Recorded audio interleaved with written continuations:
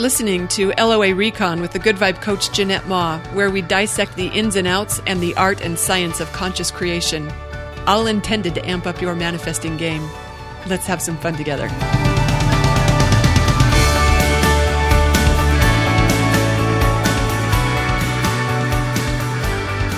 Believe it or not, I get a fair number of questions from clients who want my input or some sort of confirmation that they're doing the right thing. And when I say doing the right thing, I mean that they want reassurance that they're taking inspired action in order to manifest their dream. Because, we all know that inspired action is preferable to make it happen action or figure it out action.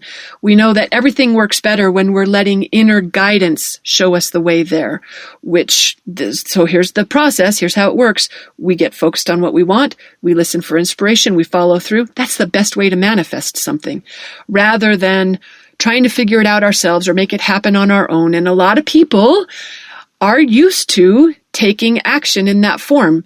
Like, we've been told what's required or what we're supposed to do, or everyone knows that this has to happen, whatever. And that stuff, sometimes when we take those actions, it actually takes us out of alignment with what we want rather than enhancing it. Sometimes it works, but it's not reliable. So the reliable way is get dialed on what you want, which just means find vibrational alignment to what it is you want to create, and then do what feels good. That's what inspired action is. Do what feels good. That's how our inner being calls us forth on the path, because that, whether you want to call it inner being or higher self or inner guidance, whatever, it knows the best way to what we want. It knows where we should be standing, what to say. It knows the perfect way there. All we have to do is be willing to be led by that. So oftentimes I'm in session with someone and they want confirmation that that's what they're doing. Look, here's the thing.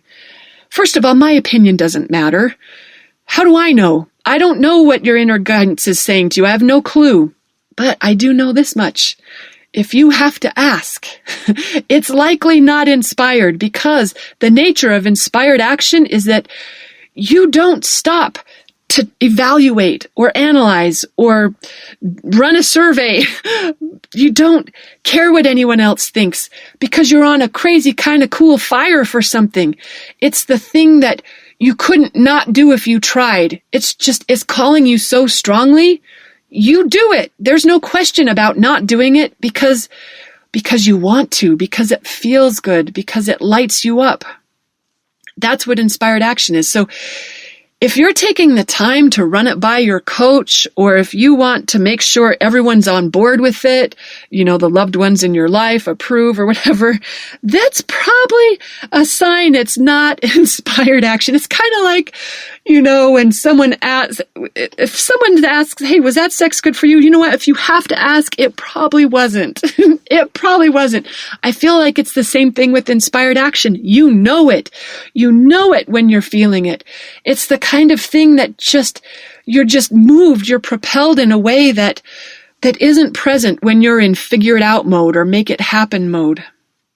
In fact, I was thinking about inspired action in these terms. I thought it's when we're propelled by inner guidance, when we're powerfully moved into motion, when we're feeling that irresistible impulse, when we're moved through joy. And I love this. The definition of inspiration, it came like the original meaning was to have a divine influence upon a person, something like that. I just loved that. That's what it feels like. It feels like something that you couldn't say no to if you tried. And we don't stop to get a thumbs up from anyone else. We don't have to evaluate or strategize or analyze whether this is the right thing to do, because it doesn't matter. It's what we want to do. That's what inspired action is. In fact, I would say this much. If it's optional for you to do this or not, that's not inspired. If you get to debate it, if you could seriously consider not doing it, that's not inspired. Because when it's a call from spirit, you don't pause to double check or second guess or consider other options. Okay, maybe sometimes gremlins are like, are you sure you should be doing this? Maybe sometimes those gremlins chime in. But Not really.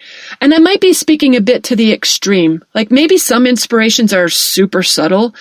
They're subtle enough that we have time to contemplate and review them and ask, is this inspired or not?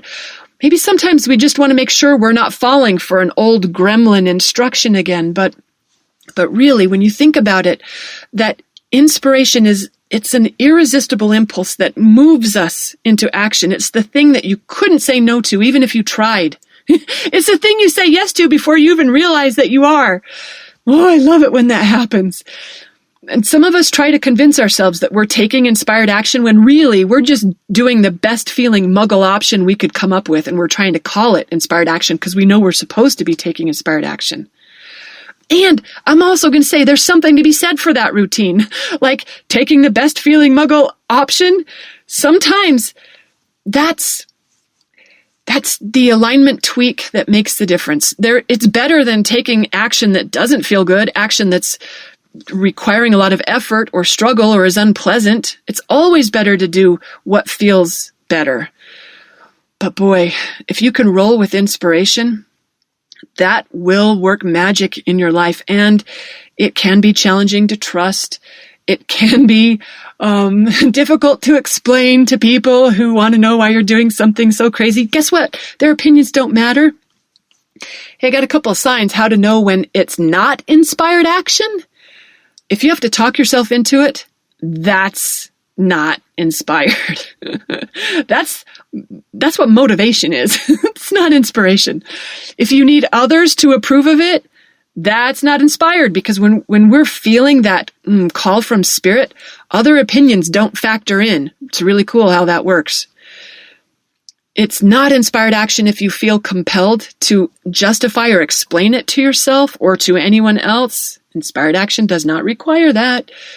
It's also not inspired action if you could opt out of it. If you're good either way, no. Inspiration, it calls you so strongly that it's hard not to. Okay, remember my story a couple podcasts ago about how that kitten, remember I was not ever going to have any more cats, so not going to have any more cats. I think that was the topic of the podcast. I was like, what we resist, it's coming for us. And I was definitely not having any more cats. And then this kitten showed up. Can you hear the smile on my face?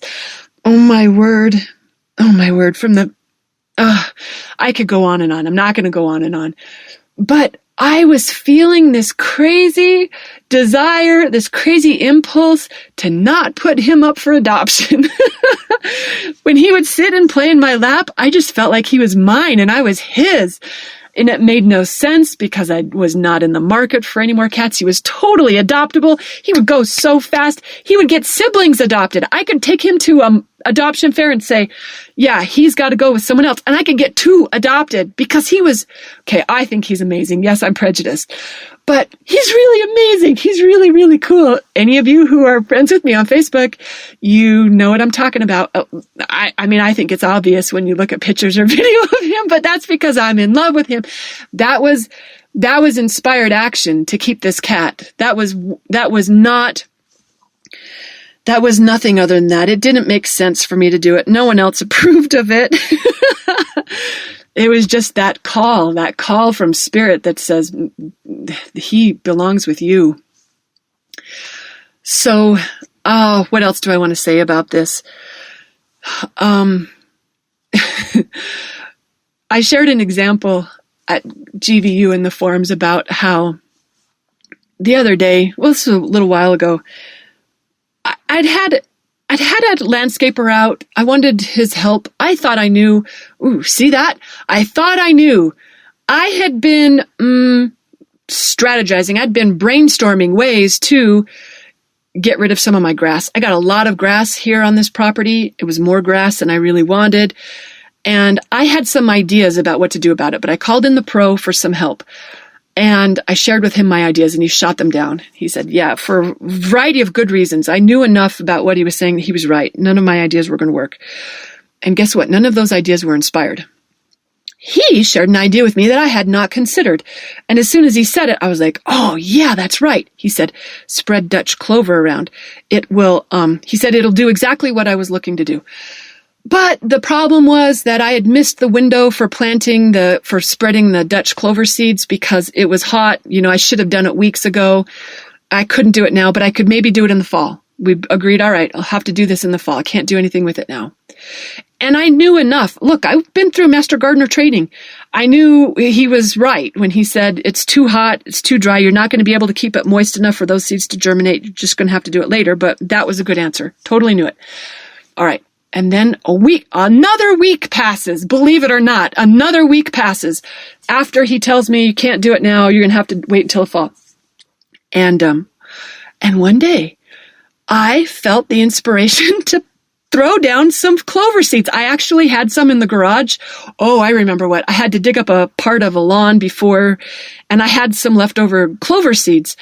And all of a sudden on this day, I was like, I just felt this crazy inspiration to go throw some seeds down, even though I knew it was too late. So I'm honoring the inspiration because I am a well-trained, savvy creator who knows follow inspiration when it comes.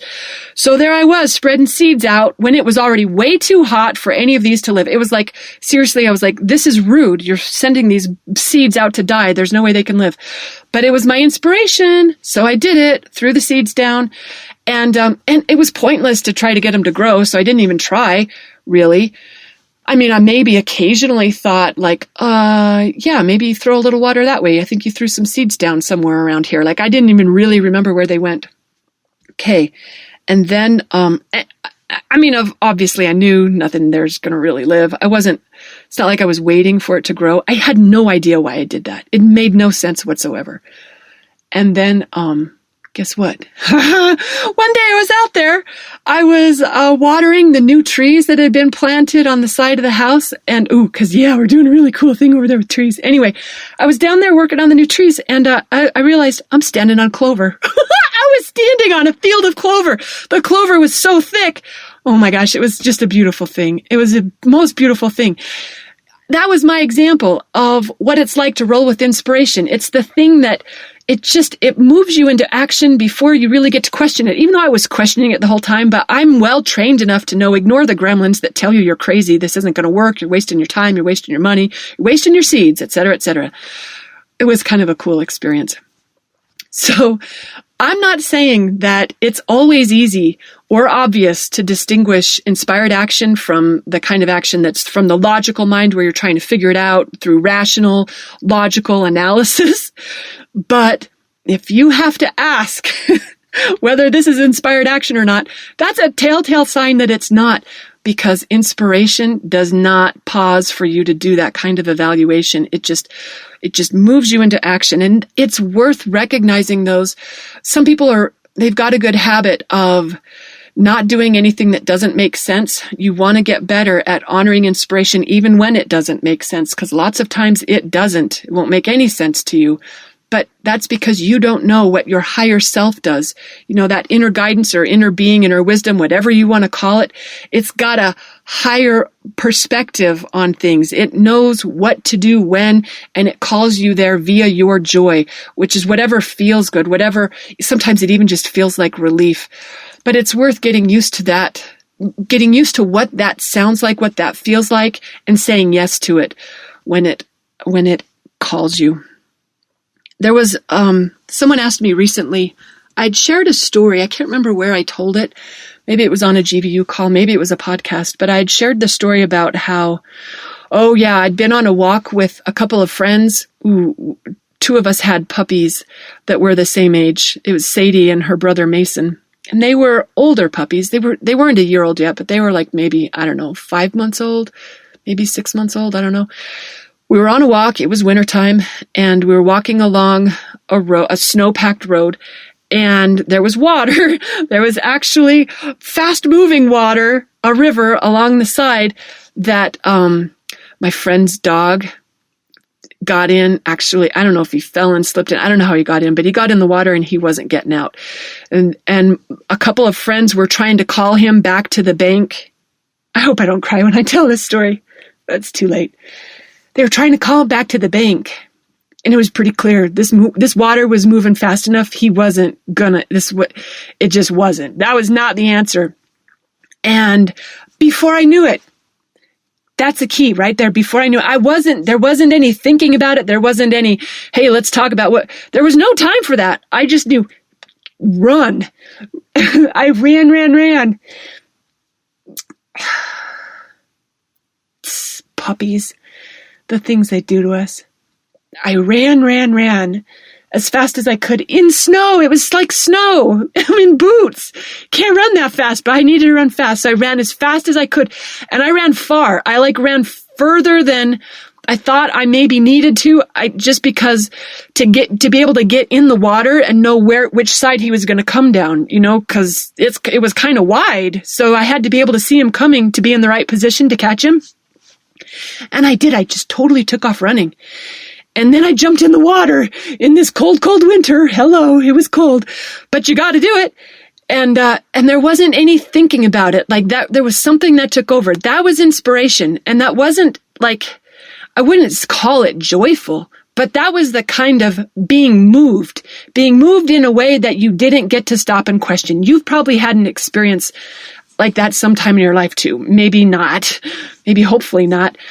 But, someone asked me, they were like, well, Jeanette, but couldn't you have, you could have just, like, what's the role, her question was, what's the role of action in manifesting? Because you didn't just stand there at the shores intending everything was going to be fine for your friend's puppy, or, visualizing him climbing out and shaking off. You jumped into action. So how do you know when action is what you should be doing? When it's inspired, that's when you should be doing it. And that's what that was. There was no mental thinking about it. It was just exactly what it was. Run, jump in the water, get in position, catch that guy. And so I totally did. It was kind of a fun story to tell later. I can't say it was super fun to do at the time, but it wasn't like even scary. It wasn't even out of fear. It was just out of just being called by that part of you that knows what to do, how to do it, where to be.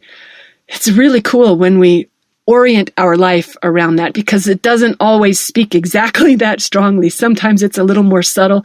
Sometimes we've got lots of other conditioning that's noisy, that keeps us from hearing our inspiration really well. So it's worth tuning into what that feels like. So in those moments where it isn't 100% obvious, we still recognize it and honor it without stopping to call our coach and ask, is this inspired or not?